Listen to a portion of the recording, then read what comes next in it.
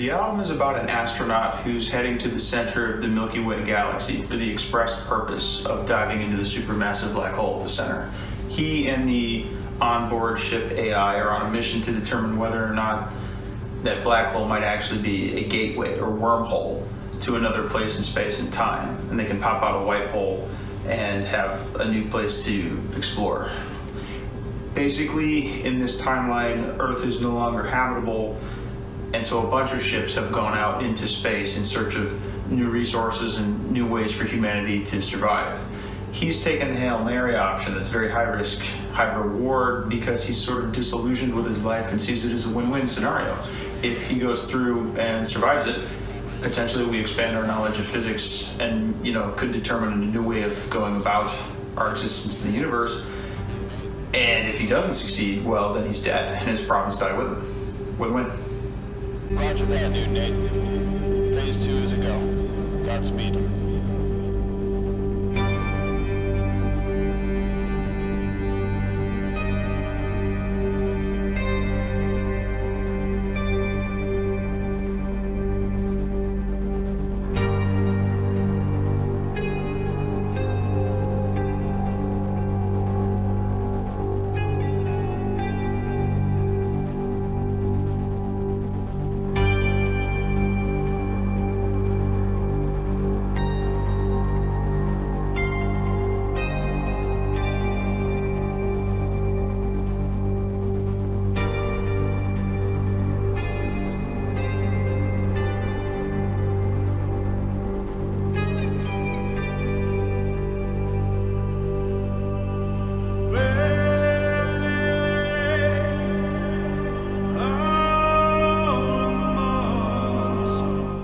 Initial path for this album came out of admiration for the Pink Floyd track Echoes, and in general those 70s prog rock epics that took up a whole side of an LP.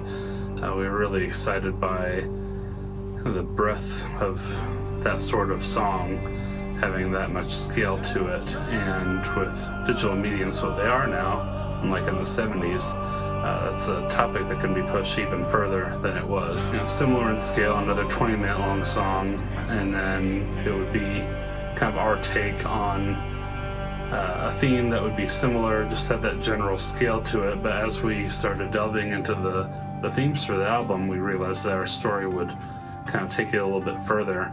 And since we had the capability, that's how we came up with the almost 32-minute long song that we are presenting now.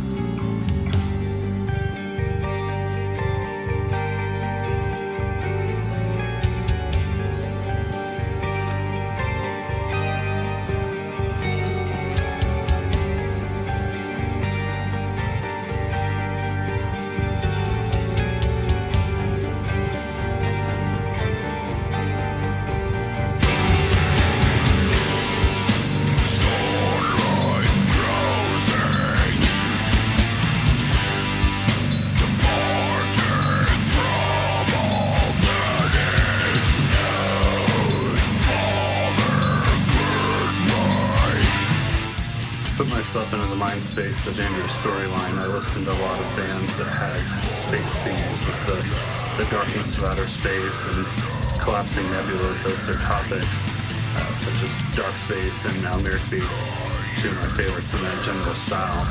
But as far as the influence on the actual music, there's a little bit of both of those bands, but everyone likes associating us with Oprah, which I think is great because they're one of my favorite bands of all time. First record, we drew a lot of inspiration from Cormac McCarthy's Blood Meridian and to a lesser degree Bone Tomahawk.